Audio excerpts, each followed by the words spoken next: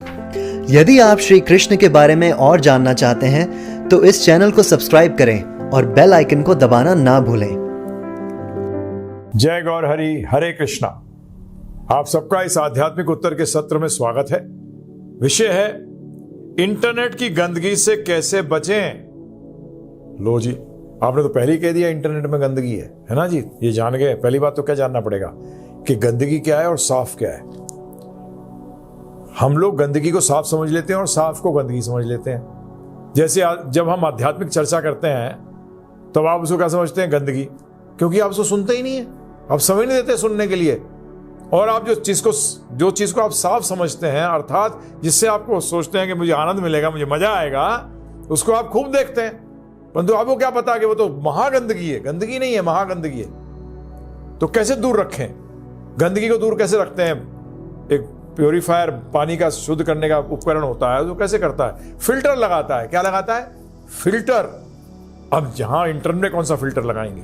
तो आपको ज्ञान का फिल्टर का इस्तेमाल करना पड़ेगा कि ये चीज जो है ये लेने लायक है कि नहीं है। तो इंटरनेट पे जो आ रहा है वो ज्ञान है। क्या है वो ज्ञान है। अब उसमें गंदगी वाला ज्ञान भी है और शुद्ध ज्ञान भी है।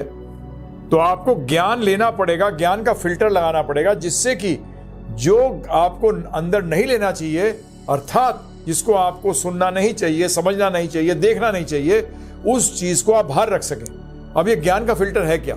इस ज्ञान के फिल्टर के लिए मेरे को आपको संक्षिप्त में इतना बता दूं कि जीवन का उद्देश्य क्या है।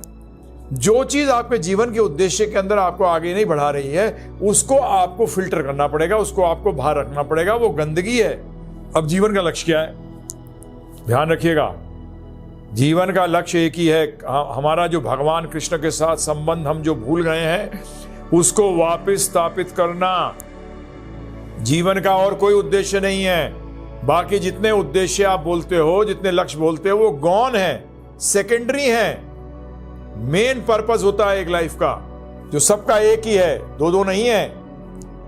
तो जो भी चीज आपको इसमें सहायक नहीं होती है, इस प्रोग्रेस के अंदर, इसको कहते हैं आध्यात्मिक यात्रा के अंदर प्रोग्रेस। हम लोग सब एक आध्यात्मिक यात्रा में हैं, सब एक यात्रा में चल रहे हैं। तो हमें सबको ये यात्रा पूर्ण करनी है।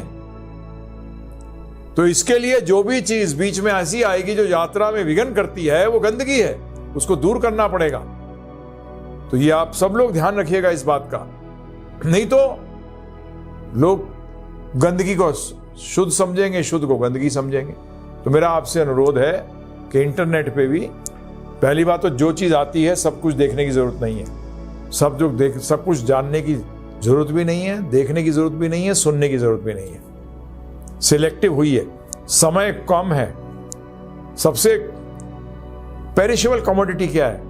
सबसे नाशवान पदार्थ क्या है? समय।